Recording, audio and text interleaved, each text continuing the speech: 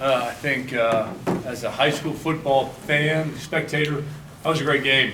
And hopefully everybody's smiling that bought a ticket tonight because it was really, really special. It's two senior quarterbacks that really did a great job.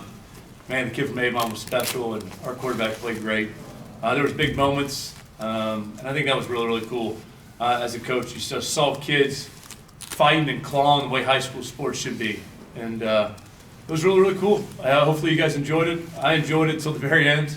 22 yards away, got stopped at the 3, and this is heartbreaking. But I think as time goes on, I'm going to look back at this moment and say it was really, really special for our program to see our kids compete at the highest level. Questions? Coach Dwyer, Yeah. Keno Sultan, Stark County Prep Press. This is the second year in a row number 1 and number 2 have faced off for a state championship. How much pride do you take in the fact that this was a number 1, number 2 matchup that the state wanted to see? I think it was incredible. I think people talk about the playoffs, the 16 teams. It's awesome. I think playing in the playoffs and getting what the matchup you wanted, what people want, what the kids want, is awesome. And I think when you look at it over time, everybody's done it the right way post-COVID, and that's incredible for us to see two teams fight it out and claw it out on the field rather than, seeing it through a computer rankings. And I think that was really, really cool for everybody. Tony Bogan, KeonSports.com. Talk about that big interception that you guys had with about 4 minutes and change left to go. Talk about how big a momentum swing that was. Oh, you're talking about game of momentum, and it was really, really special for ASOS to get us the ball back and start a drive. And it was really, really key component, and we had some young guys step up. We got a bunch of older guys that had great careers, but to get that momentum swing right then and there when they were about to put it away was huge for our team, and it lifted us up to propel us on that final drive. Coach, what are the various ways the weather changed the game? I think the wind impacted it. I think the last 3 weeks in our state playoff run, the wind impacted us. And tonight, just being able to run routes, catch the ball due to wind and snow, it impacted us. But I'm not going to make excuses because we've thrown since January. We've practiced our as a team in June, July when it was hot, and we were ready for the cold. And it wasn't a major factor, but the wind was a factor throughout the game. Coach, obviously an emotional night. Can you just speak to what the season meant for you and for the guys and specifically the guys up there with you tonight? I look at, as a coaching career as a whole, I've went 1-9 and 10-0 for all those guys that really look back in coaching journeys. And, you look at a bunch of people that made impact in our lives. And over the last 8 years I've been here, from a ball boy through the last so many years I've had these guys on the side of me. They've impacted my life, and they've made us better coaches. And I think it was really, really fun to see my guy right next to me come from a ball boy all the way through to be the senior quarterback. So this team put a lot on its plate. 3 years ago we go to the regional final, then we go to state final 4, and we follow up with a state runner-up. And it should hurt because of all the time invested. And I think these guys made a lasting impression on me as well as our school, which is really, really cool. Coach Dwyer, this might be a misconception, but it seems like the last 2 years your team hasn't had any graduation losses. How has that factored into where your team is at now, not having any graduation losses over the last 2 years? Yeah, you're talking about building a program. We're trying to build a brand every day, and we're not going to take a step back. I think everybody's invested in our community, in our program, and everybody knows it. The way you're coached, the way you're going to be improving every day in the off season, that's a total brand, and I think that's what school-wide we understand. JB is going to pass on the torch to somebody else, and these guys are going to pass the torch.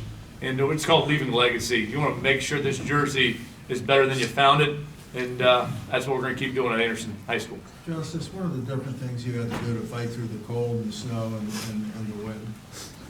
Just had to keep my hands warm, for real, so I can throw the ball and just run as hard as I can. Help make just slow down on my runs so my O-line can make a big hole for me. And when they did, we got good runs, good yards. Was the ball wet and icy? Was the wind moving the ball? Yeah, the wind was moving the ball in certain quarters, but the ball wasn't very slippery. I can throw the ball pretty well. He did a great job punting tonight. Wasn't that awesome? I one punt for 56 yards. I'm really proud of him. That was a great job putting it up in the wind. And you got some newcomers on your team this year. These guys up here have been here for a long time, but talk about how they had to mesh in with you guys this year. And it did help you guys get over the hump, the kids that came in, guys like Turner and Saunders and Egbert. I think that our high school is perfect for people that want to excel. When you're at Anderson High School, we're going to give you every opportunity to excel in academics, off the field, in the arts, and I think that's one of those cool things. We're living in it.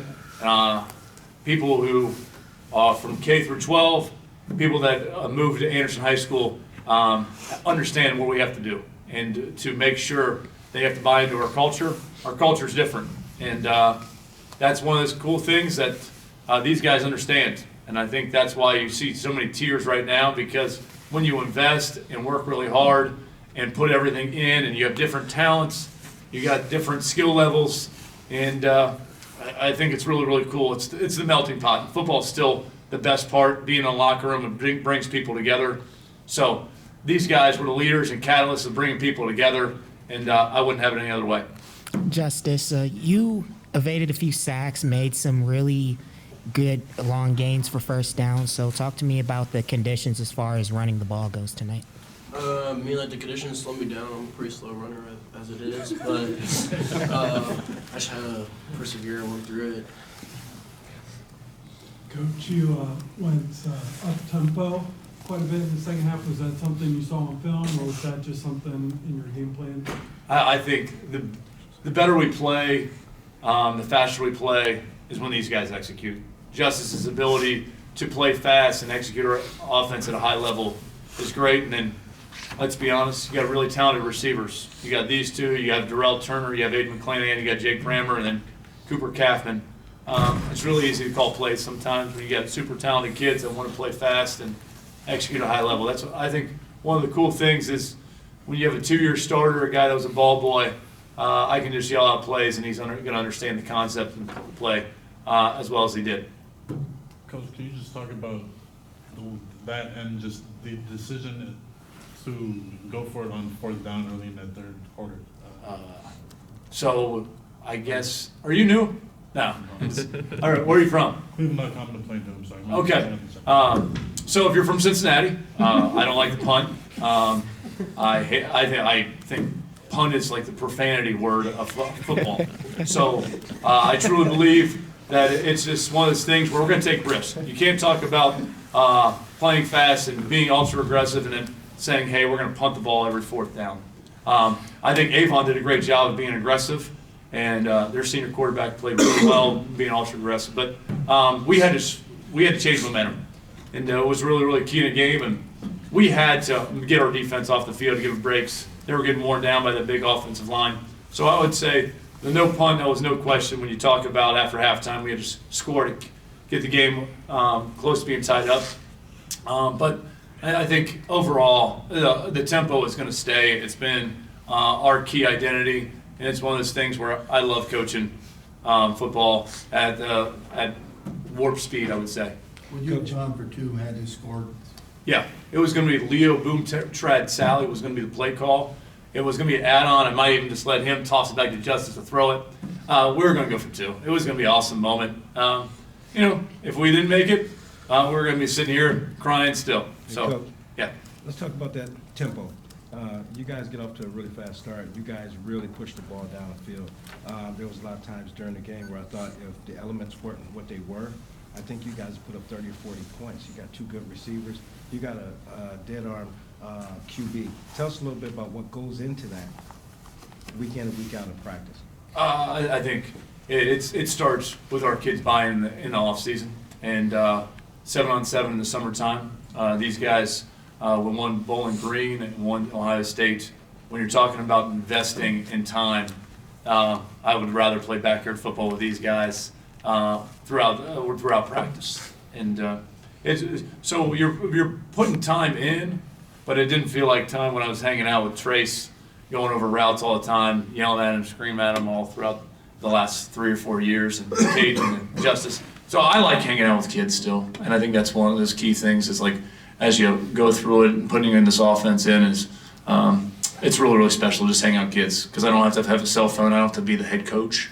I just get to be the receiver coach, quarterback coach, and I just love doing that part of it. So it's one of those key things as we go forward. Justice is going to keep giving the jersey down, and hopefully we can break some more records. I wanted to tell you guys, you're not here for no reason. Okay, you guys got a really good team. Sky's the limit. You got a really good coach. I don't think I've seen one time where he had a playbook in his hand. So, you know, I mean, this dude was just throwing signals around, and you guys kind of was real receptive to that. So you guys did a great job. I think when you get really smart kids, I think that's the one thing that I would tell anybody is that you got really good kids that are going to go high places.